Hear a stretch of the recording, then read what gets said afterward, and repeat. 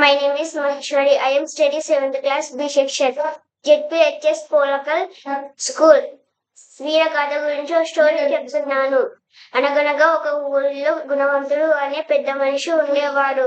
ఆయనకు నలుగురు కొడుకులు. వరుసగా వివేకానందుడు, రవీంద్రనాథ్ ఠాగూర్, సుభాష్ చంద్రబోస్, సుబ్బారావు అని పేర్లు పెట్టారు. అవి చిన్నప్పుడు బాగానే ఉన్నాయి, కానీ రాను రాను ఆ పేర్లకు బదులుగా రాహుల్, రాజీవ్, కిరణ్, శ్రవణ్ అని పేర్లు మార్చుకోవాలని అనుకున్నారు.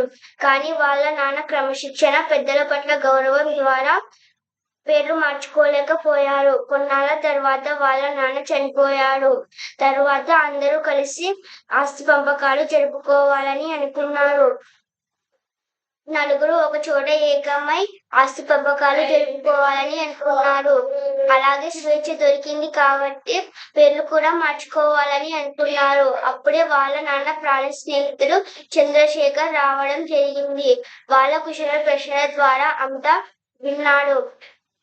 ఇలా అన్నాడు, నేను మీ నాన్న మీకు ఈ పేర్లు ఎందుకు పెట్టారో చెప్తాను. ఆ తర్వాత మీ నిర్ణయం మీ ఇష్టం అని చెప్పాడు. ఇలా చెప్పసాగాడు. భారతదేశం అంటే ఏమిటో చెప్పిన వివేకానందుని పేరు. ప్రపంచంలోనే నోబెల్ బహుమతి సంపాదించిన రవీంద్రనాథ్ ఠాగూర్ పేరు. సూర్యుడు అస్తమించని దేశంగా పేరు పొంది విర్రవీగుతున్న బ్రిటిష్ వాళ్ళను గడగడలాడించిన సుభాష్ చంద్రబోస్ పేరు. ప్రపంచంలోనే గొప్ప శాస్త్రవేత్తగా పేరు పొంది ఎంతో మందికి ప్రాణదానం చేసిన సుబ్బారావు పేరు. ప్రతి వీధిలో విగ్రహాలు కట్టించడం కాదు, ప్రతి ఇంట్లో దేశపరుడు ఉండాలన్న మీ నాన్న కోరిక. చదువు రాకపోయినా మహాజ్ఞాని మీ నాన్న అని చెప్పి వెళ్ళిపోయాడు. అప్పుడు నలుగురు తాము చేసిన తప్పుని తెలుసుకొని సిగ్గుపడ్డారు. నలుగురు ఎప్పుడు పేరు మార్చుకోవాలని అనుకోలేదు.